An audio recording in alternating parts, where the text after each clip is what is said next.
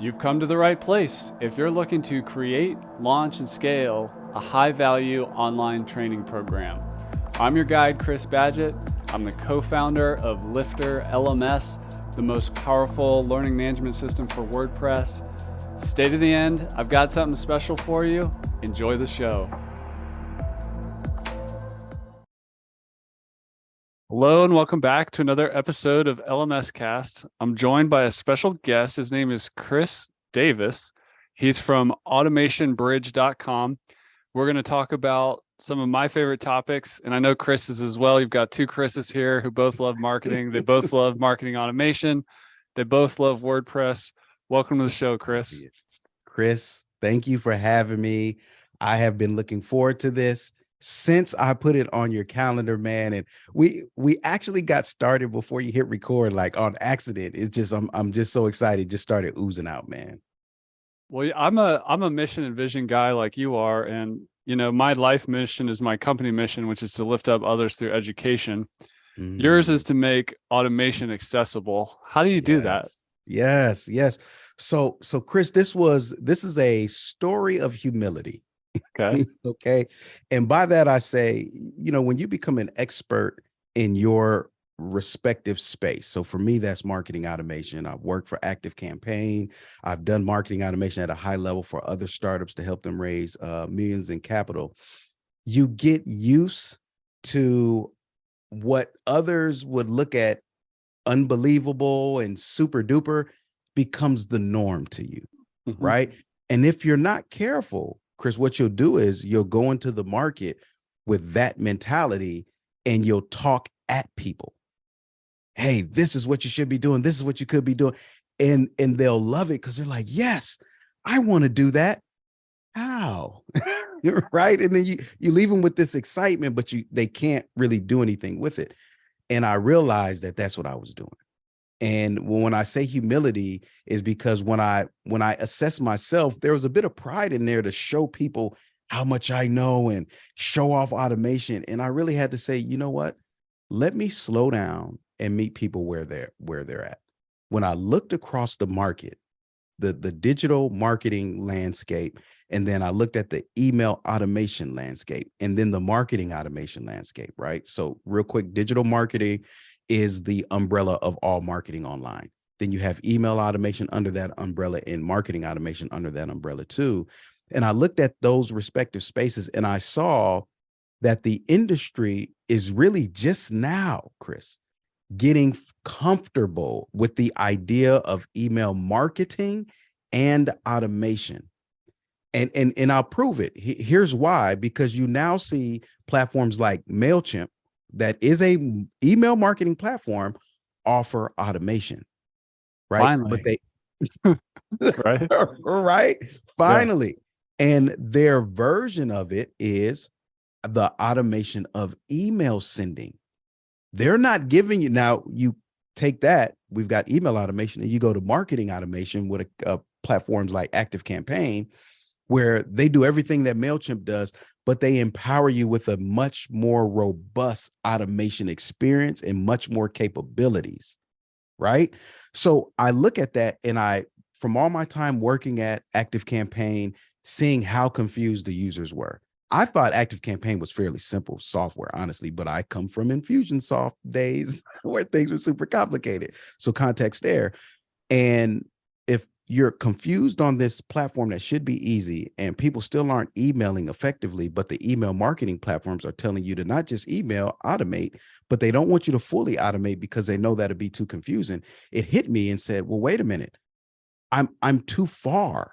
I need to go to where the people are. People are just now getting comfortable with sending emails and then some automation of that sending of emails.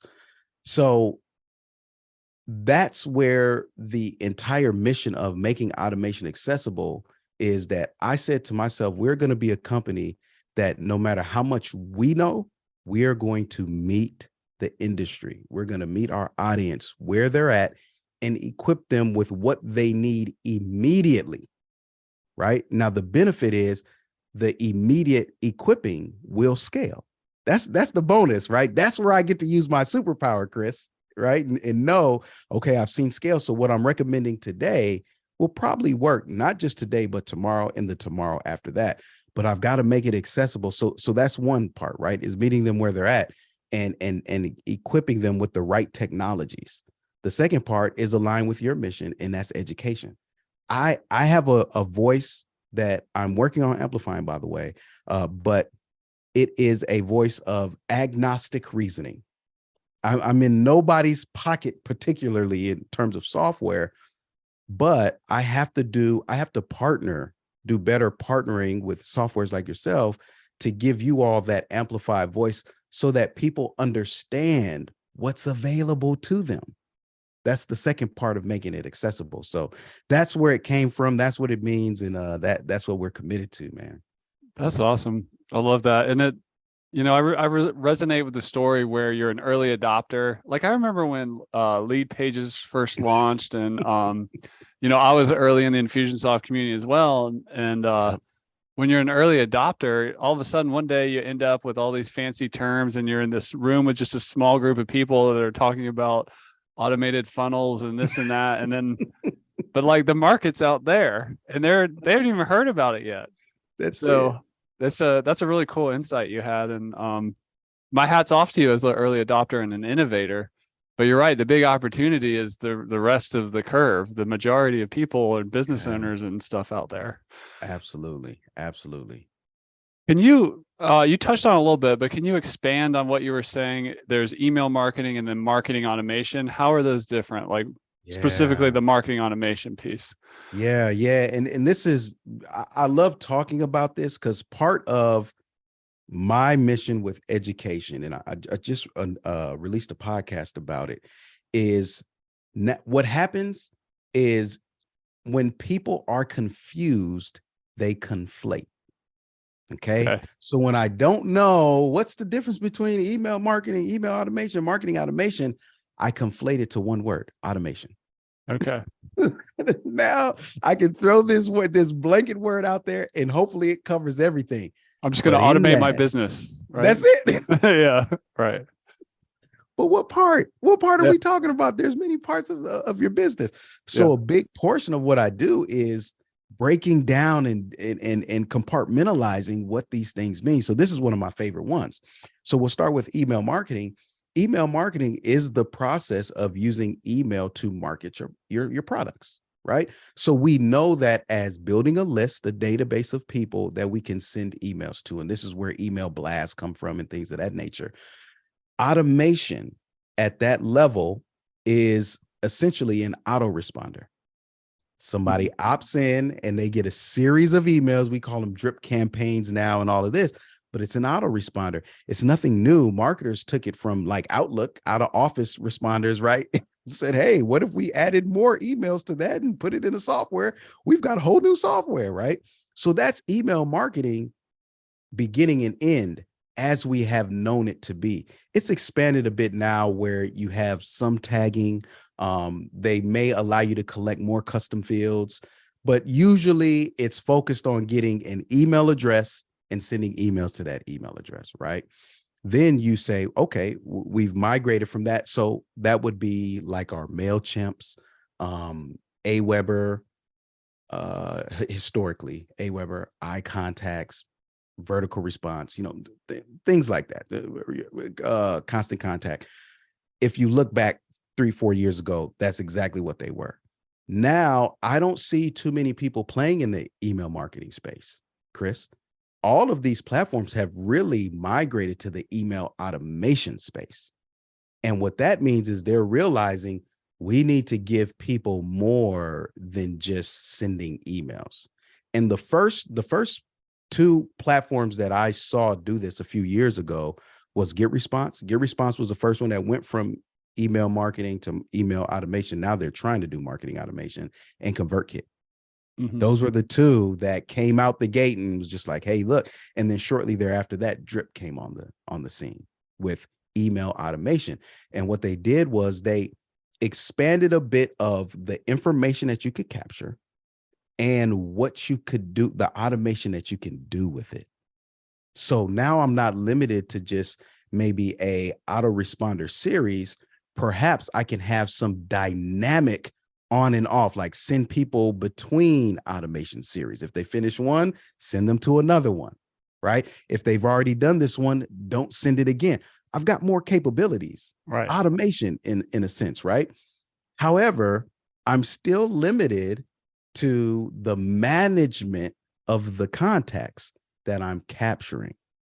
And the reason being is because the only proper way to manage contacts effectively is to use CRM software. So the introduction of the intersection, I should say, of CRM software and email automation is where marketing automation takes place. All It right. takes that email automation and says, hey, let me supergize you with CRM software. Now watch this, Chris. Now that you have a proper way to store your contacts, much more information to capture, now you can do way more automation. Now we're talking about marketing automation, not just email, because I can now automate sending a text message. I can now automate some internal things that maybe the customer never sees, adding a note, adding a tag that triggers something else that notifies someone and then they do something. I've got this whole back end orchestra that I can't establish with email marketing or email automation. Now, I'm not here to tell you one is greater than the other. Your business needs and the stage of where your business is at is going to determine which one you need.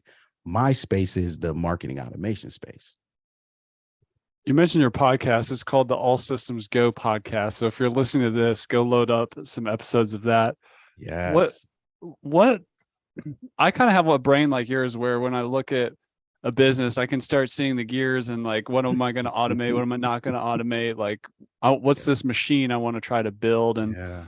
I know I won't be perfect and I'll make some mistakes and I'll have to tweak it. It's always a work in progress. But I know for myself and a lot of people in the space, sometimes they, especially in the early days, they make a lot of mistakes when building that marketing automation machine. What advice do you have around systems thinking or design Yes. to help people approach this animal without wasting a bunch of time or overcomplicating it or underdoing it? Yep. Chris, this is, oh my gosh. This answer is going to sound so contradictory. It's Yeah. painful every time I say it, but they say it's tight, but it's right. Mm-hmm. And what I tell people is this: automation is emulation. What is automation emulating? It's emulating those tiresome but required tasks that are required to run your business. So what do I'm bracing myself to say it. What do I tell people is the first thing you need to do, go waste your time. Yeah. Oh, It's true. It's true. that's it. That one's a heavy one. It just sits because nobody wants to do that, Chris. Everybody wants to jump straight into automation. Hey, less time, more money. Go waste your time. You Yeah. have to you have to feel the pain of the processes, Chris. Yeah. Right? You have to, oh, every day I've got to log in and export this CSV and import it over here. Oh, this is so tight. All right. Once you've understood what all of the processes are and you feel that pain, you've wasted your time. The only way to waste time is to know the value of it. So in the beginning, Chris, most people don't even know the value of the time. So watch this. If I don't value my time, I can't properly value automation. Mm. Because one of the gifts of automation, the big gifts, is not money. It's time. Literally, it's time. And for those who know, time is money, right? Automation gives you the gift of your time.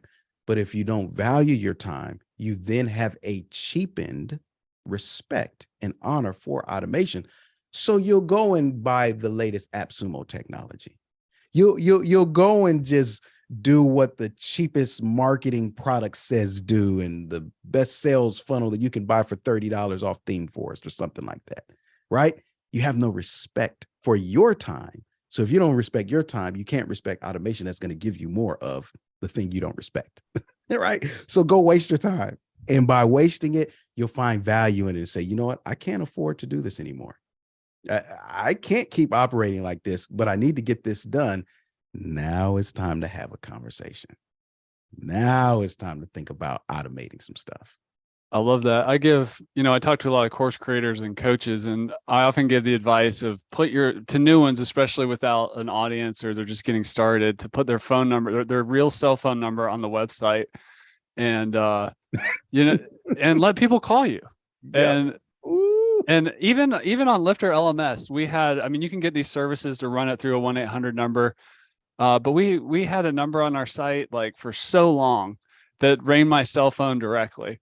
And it's through that the Mhm. market told me, all right, this is the 10th time I'm doing this, time to build some automation or make, but I you got love to it. hear the voice of the customer. If you're just like an inventor and you're like, oh, wouldn't that be cool? Oh, wouldn't that be cool? That's how you get a little messy, right? Yep. I love that, Chris, because for someone like myself, I'm a overthinker. Yeah. I'm always thinking, and I'm an overbuilder. Hmm. So I always vacillate between, should I build this to, oh, did I build enough? Right. That's my life, man. Yeah. And discipline and business and success has taught me my first version, it's okay. Chris, don't you touch it unless it proves that it needs more. Right. So that a lot of times that's what we have to do is it's okay, to your point, if you have a capture system to where all the leads go to you personally in the beginning, right? Yeah. Work that until it exhausts you. It's a And good you problem to really, have, it's right? a great problem to have. But Yeah. Chris, watch this. What if what reverse it? What if I spend all this money in this fancy funnel and this, and that, and all this automation on the back end and no leads are coming in? Yeah. It's That's a a waste worse of feeling. time, right? A waste of time. So go have the problem, create the problem that automation will solve for you. If your phone is ringing every hour on the hour, all right, now we're ready for some automated team support on the back end. Maybe those 1-800 numbers, do some routing, some Yeah. questions up front, Yeah. but a lot of times it's premature, and it comes from the conflation of the word automation and the sloppiness around the teaching and implementation of it. Let me say the expectations around it. People are now starting to use it as industry jargon to get into your pockets. And what they're doing is they're becoming profitable off your ignorance.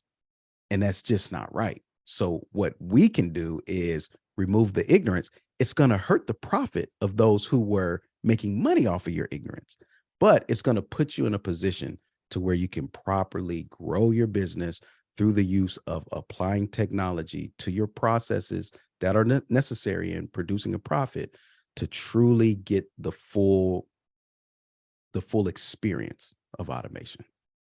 That's awesome.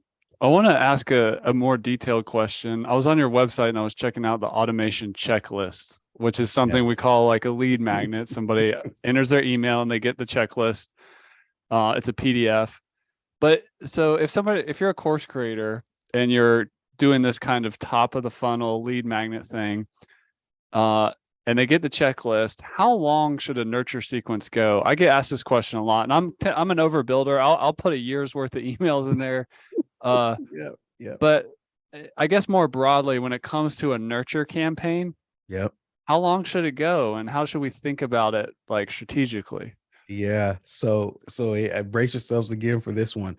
Yeah. Uh it should never end. It Okay. should never end. Now, wait a minute, slow. Whoa, whoa, whoa. I felt it. Chris, I felt your audience judging me real quick. Hold on. Let me explain. Time out. Time out. Let me explain myself. This is what I mean. You have what I call that is a follow-up framework. And there are different phases in the follow-up framework, right? Hmm. Your initial phase is delivery. That Right. means whatever that person asked for, get it to them. Yeah. Once they've received it, and the logic behind how to do this, I call it my single double. Once and only once they've received and engaged with it, do you then activate the next phase, which is your follow-up, your Hmm. lead magnet follow-up. Now, this is usually what I like to do, Chris, is 3 to 5 email sequence relative to what you opted into to connect whatever the next step is I want you to take. Hmm. So for me, I do have a 5-point automation checklist. From there, let's say I wanted you to subscribe to my podcast. So with those 3 to 5 emails, I will be using what I'm mentioning in the 5-point automation checklist and connecting the dots. So you can see that the next step to subscribe to the podcast is like a no-brainer, right? Now that's my framework, 3 to 5 emails for that next phase. Okay, what's the next phase? The phase after that is a transitionary phase. I've heard this be called other things by other marketers, but what essentially it is saying, hey, look, I'm now transitioning from talking about that thing that you just opted in for and the thing that I want you to do. I still want you to do it, but I'm going to transition a bit. I'm no longer going to talk about that thing, but I'm going to continue to send you valuable information actually about more things than just this one thing too. Right. So it's a what to expect going forward email. Right. So, or 1 to 2 emails of that. And then the final phase is your long-term nurture. This is what I mean. It never ends. You've got to have some kind of nurture campaign, whether it's weekly, monthly, or whatever the frequency in your business is, where you're always staying on top of mind until somebody says, I no longer want to hear from you, and they unsubscribe. I've seen people write our email list for 2 years before they buy something. Like it happens all the time. Now, watch and this, I'd say Chris. 6 months is the normal for us. Yes. Yeah. Now, do you feel that? Do you at time you're like, man, they've been on my list for 4 months? It's just yeah. Right. Yeah. You don't feel any of it because you've done your due diligence and you have your nurture built in. So they come around when they're ready to come around. Yeah. And podcasting, you mentioned you have a podcast. Again, it's the All Systems Go podcast. Yes. Sometimes I'll get on the phone with somebody or on a Zoom call and they'll be like, I've been listening to your podcast for like 5 years and I got a couple questions for you. And I'm like, this is awesome. Like, just because you don't hear anything coming back at you, you can't always track everything is what I'm saying. That it's still works. It's still out there. Yeah. Can you give us some tips on designing that? You mentioned like there's the lead magnet and then maybe you want to get them on the podcast and then maybe there's this customer journey or whatever you want to call it. How do you design that and map that out? Are you a big whiteboard guy or how do you figure out what that is? Huge, Chris. So what I've done is I've got a big whiteboard on my wall over here. It's like the majority of my wall. And then 2 is I can't be limited to my office for a whiteboard. So I also have like note-taking apps on my iPad that emulates a whiteboard. So I'm an analog first individual. So analog first and end first. So I always start analog and I always start with the end in mind. Stephen Covey's begin with the end in mind, 7 Habits of Highly Effective People. When you apply that to marketing and business, what is the product that I essentially want people to buy? And then I reverse engineer it. I strategize it in reverse and I build it in sequence. Yeah. So that's really smart. I want to write that down. Yeah. All right. So that ensures the customer journey is aligned and my messaging is in sync, Chris. And it saves you from the trap of not what could I build? It's more like what should I build to get to where I'm going? Yes. Right. And when you do this, what it allows me to do, I mentor marketers, I teach marketers, I'm an educator, I do a lot of training. What it allows me to do is get them to focus.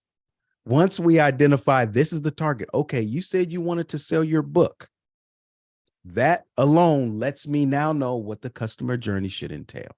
Now the question is, what type of customer journey do you want somebody to have? A fully immersive? Do you want to take the first 3 chapters and give it away as a PDF? That's less immersive and kind of like you're on your own. Or what if we take those 3 chapters and turn them into some kind of mini course? That's much more immersive. Maybe we can do some tracking of what people are consuming and then be better at, in an automated fashion, getting them to purchase the book based on their consumption. It all depends. But you see, just by defining and say, I want to sell my book, that controls everything. In my messaging, hey, what's in the book? What are you talking about in the book? What transformation does the book give? Now I have ideas for content, lead magnets, what quizzes, right? but it's all aligned, Chris. And we don't talk about anything. Now it's like if somebody comes say, hey, I had an idea for a lead magnet that for t-shirts. Okay, that how does the t-shirt connect with the book? Just if you can prove that to me, I'll go for it. But most people can't. They're like, okay, so then what I say is this, Chris, and this is a mind trick that you have to do to yourself. You have to say, you don't say no, because no in a lot of people's mind triggers an ultimatum. It triggers an either or. I like to give people a both and in their mind so that they can rest assured that, okay, it's a no, it's not a forever no, because that's all people hear when they say no. So I replace no with not now. That's it. Not now. Okay. Can we do this, Chris? Not now. I didn't say no. Just if we're looking at now, no, but later, maybe. Let's get profitable here. And with some money in your pocket, let's see if that idea still looks enticing. I wish I had sound effects on the show so I could you're dropping all these knowledge bombs here. Yes, man. Let me ask you another detailed one that I personally run into, and I know a lot of people do, which is the idea of segments. Yes. So that you have like a couple different types of customers. And I know there's like the ideal customer profile that's like singular, but for my business, for example, at LifterLMS, we work with subject matter experts and then like WordPress professionals who build sites for clients or that kind of thing. Sure. So very different people. And there's actually a third group that does both. They like make courses, they do client sites. Yeah. But how do we deal with, how do we think about that? Because especially if you get a lot of segments, sometimes it can be overwhelming and, oh, now I got to build everything like twice or 5 times or whatever. Any advice around that challenge with businesses attracting different types of people? Yep. I love segmentation, and I have been a huge abuser of segmentation. Like overly segmenting? Yep. Absolutely, Chris. Because here's what happens. You give people tools to play with and they build stuff. And then you come and look and say, hey, what's that? You like, I don't quite remember what that was supposed to be, but it was fun building it, right? And that's what happens to me, especially in a platform that's really flexible like ActiveCampaign, where you can really build any segment that you want. It's like, okay, let me make sure this, and that. And I fell into that for a long time. And what got me out of it, Chris, was actually tracking. When I realized I could not track the effectiveness of my marketing because I just had too many paths. I had too many segments, too many outcomes. So segmentation, it looks different in many ways, right? Segmentation pre-opt-in is really your avatar, right? Is who am I targeting? And for every target, here's what's interesting. You could have one product for 3 different avatars, but your lead magnet to that product is probably going to be different for all 3 avatars. You mentioned ActiveCampaign itself, like it's for SaaS founders, which is kind of like me, but it's also they have like 5 solution pages or whatever. Right. There you go. And that's the beginning of their segmentation is depending on who you are, they have custom pages built for that. A lot of the more savvy startups who are familiar with marketing are doing that, right? Dedicated pages for their audiences. That's the pre-opt-in.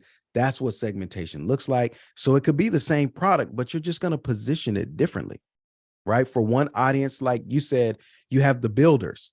They're probably going to want something more technical, right? Then you have the subject matter experts.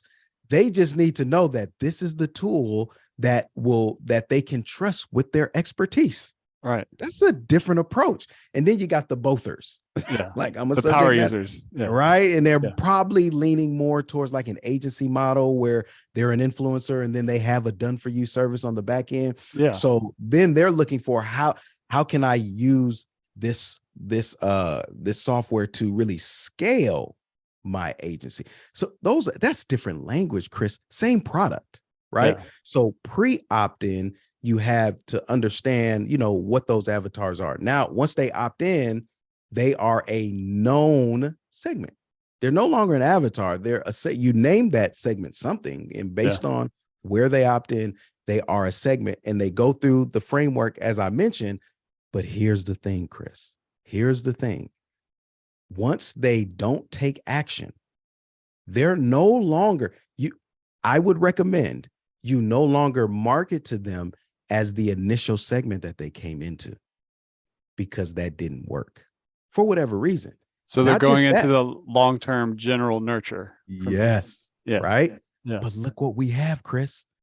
We have behavior that we Yeah. have tracked to let us know what the next segment that they are in. Yeah. And this is critical with marketing automation, because what I'm introducing to a lot of people right now, and I know I'm high level, Chris, and I know I'm making automation accessible. But I just want to speak here for a minute. People think that a segment is one dimensional, monolithic. If you are this, you're always that.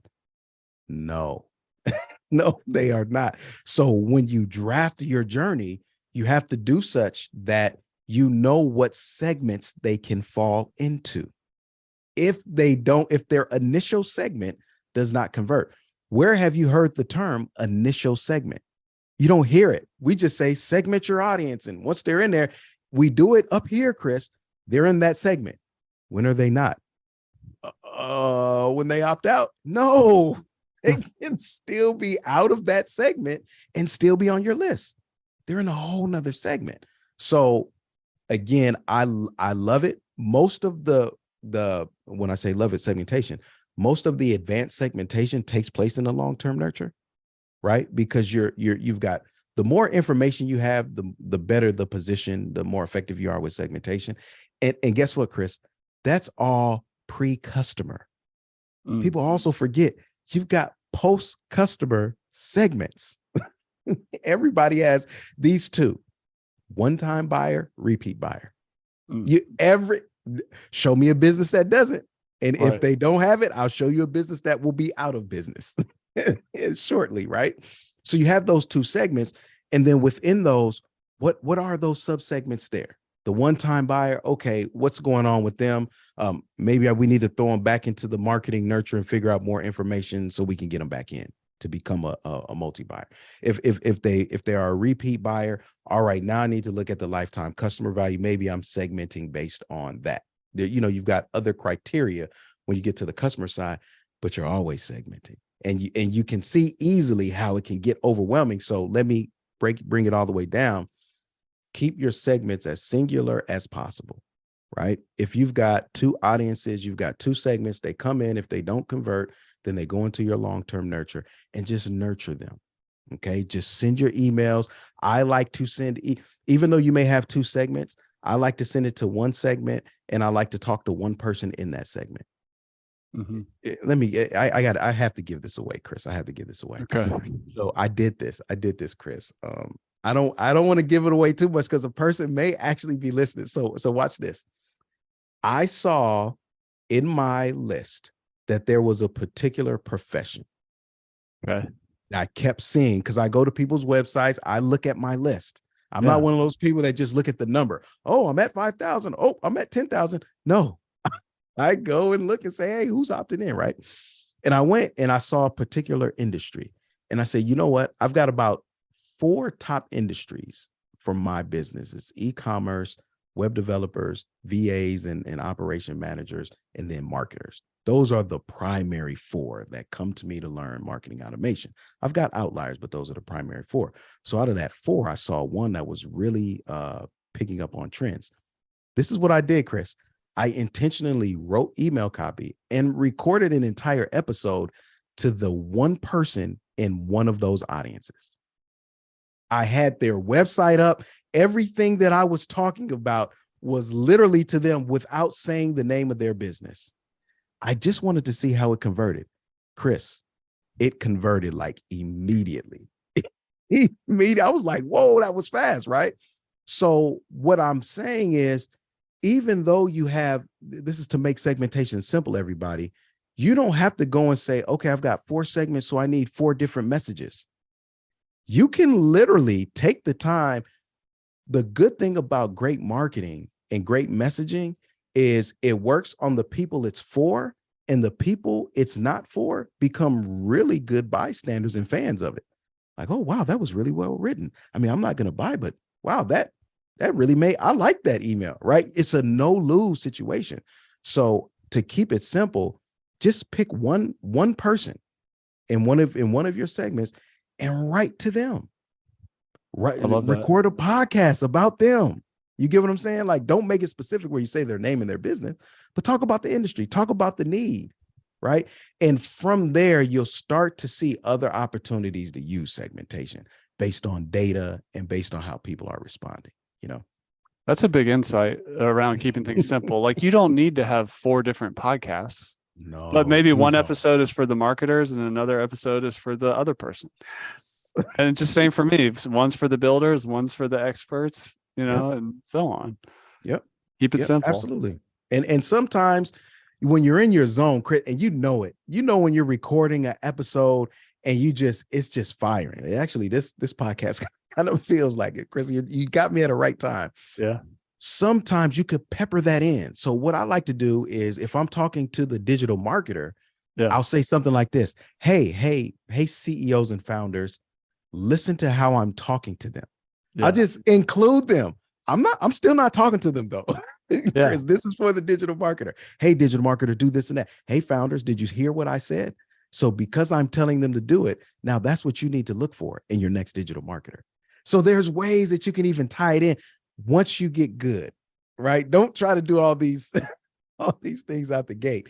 Keep it simple. Talk to your people like you would. Again, automation is emulation. Chris, if I met one of the people that were on my list in person, what would that conversation be? Yeah. What would I ask them? What would I tell them about myself? That's what I want to emulate, you know? You mentioned tracking performance and results, and I forget that famous marketing quote that like something about, yeah, marketing's awesome. I just don't know which half's working or whatever. What's your take on it? Like, and sometimes, there's friction among business partners or whatever, where like, hey, is the marketing working? It's kind of hard to tell. Like there's brand Yeah. awareness. There's all these like Yeah. kind of intangibles going. Yeah. How tight can we get our tracking, especially with marketing automation and the things that you help out with? Yeah. The good thing is this, I am a over implementer of pretty much everything.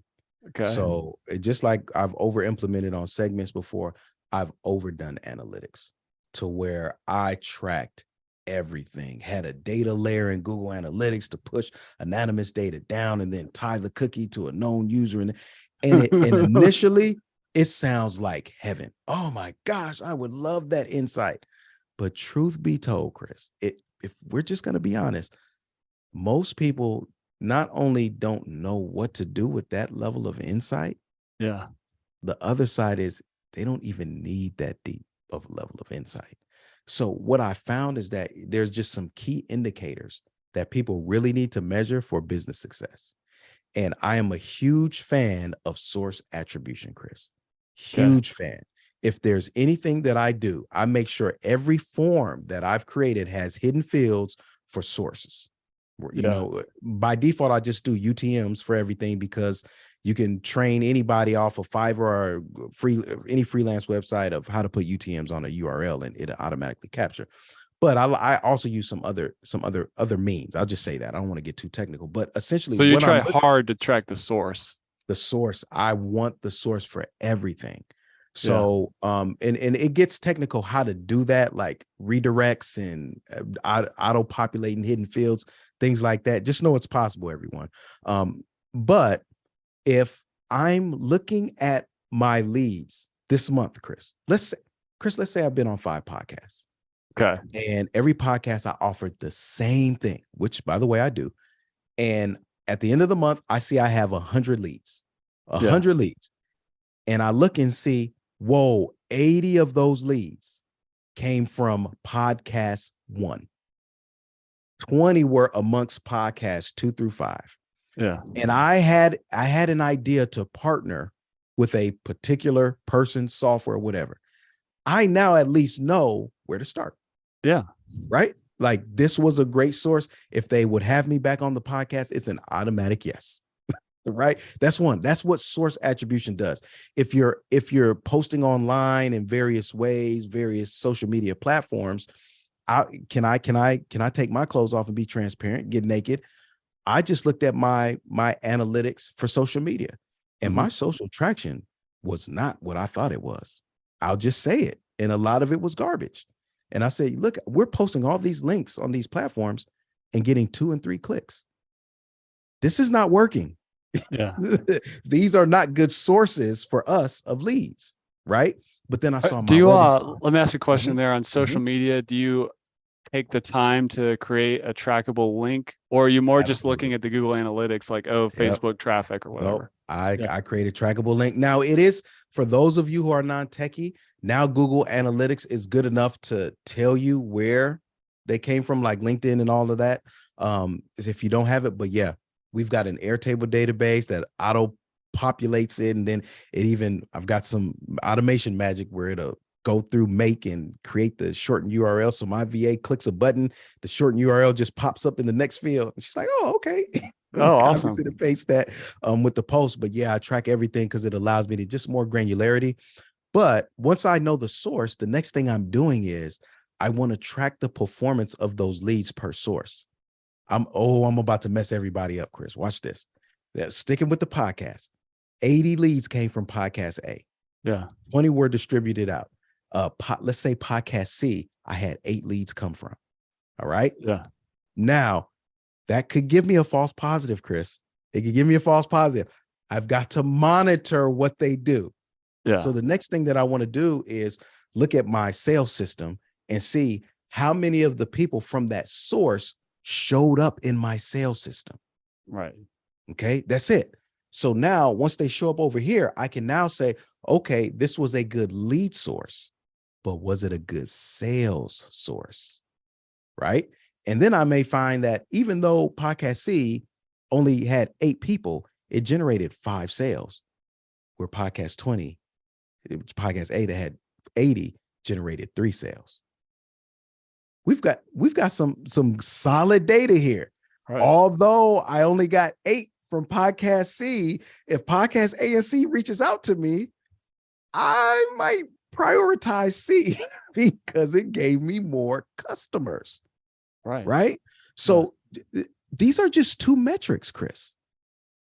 While everybody's like, but what about this? And if we just keep it simple, man, we have to keep it simple. Leads from what source? Did they show up in my sales system? And of those who showed up in my sales system, how many of them converted? If you just track those 4, just those 4 consistently, you'll know which others to add, but you should always have those 4 that you're tracking. I love that. I would cue the applause sound if I had it. I know we're coming up on time. I wanted to ask you, in the spirit of making automation accessible, Yeah. but can you kind of inspire some people to think beyond email or the website? Like you mentioned in our pre-chat, you were talking about WP Fusion and WordPress, and like here at LifterLMS making courses, and we've got like other apps and stuff that we can put together.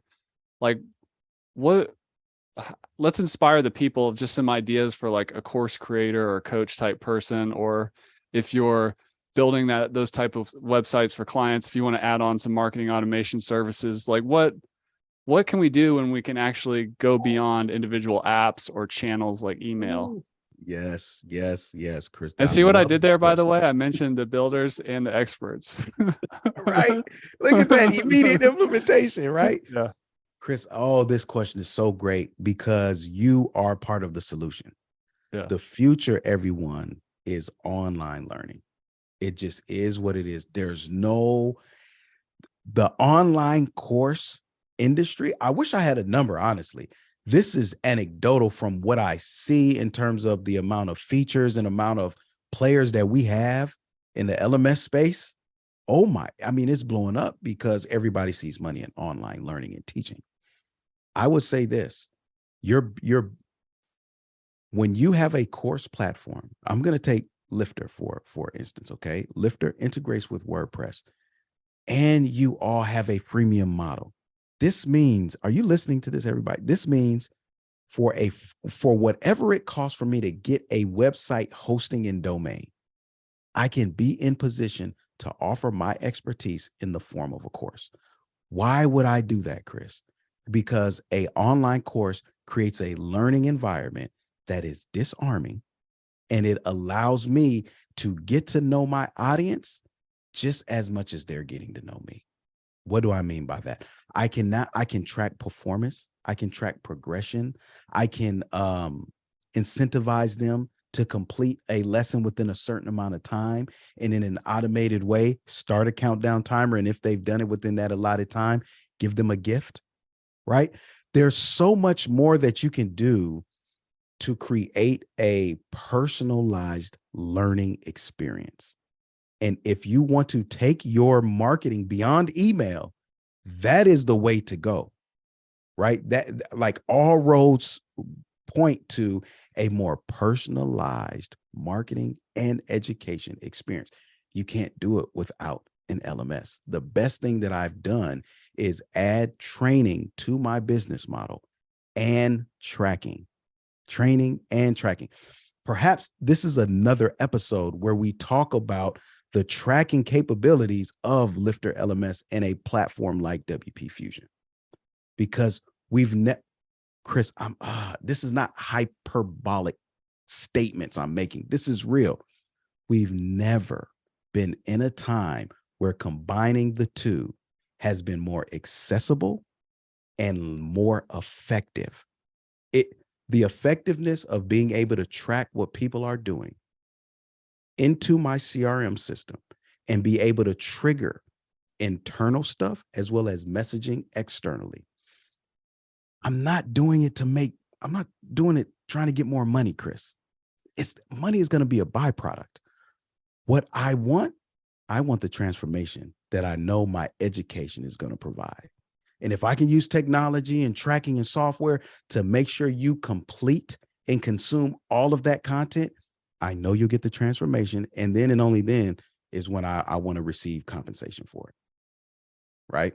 So beyond email, especially for subject matter experts, you have to, everybody, you have to get into the game of learning, right? You have to give people that learning experience. People are ready. They're looking. COVID helped us out. People are looking online for solutions.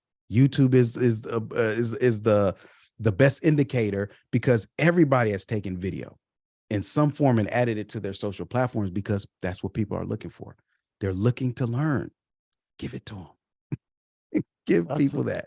That's awesome. And one thing I'd add too is that, like, even if courses aren't the main business, like, any business may benefit from some kind of education. For example, 100%. if you sell a product and you can have, like, when they buy the product, create an automation to enroll them in this course that shows them how to use the product. And that can actually save you money and customer support and stuff like that.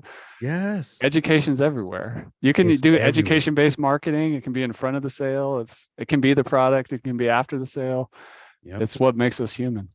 Absolutely. I wish I could, because it's fairly complex, but I wish I could just give that gift of a LMS synced with your CRM software.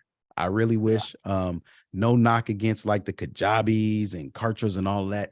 It's not the same, man. Yeah, it's not the same. But yes. Anyways, you guys are getting me going down all kind of technical tangents. I'm trying to be good, Chris. Well, Chris is at automationbridge.com. He's also got a podcast, All Systems Go. So go subscribe to that. Go check out some of the episodes. And I actually just went through your deal where you had to, on your website, you had to opt in, subscribe to get some of the episodes. So you got me on your list again. And they were good. I was listening to some of the recent ones. They were awesome. Great. Thank you. What final words do you have for the people? Any other places you want to point them, or ways for them to connect with you? Yeah, I want to encourage everyone.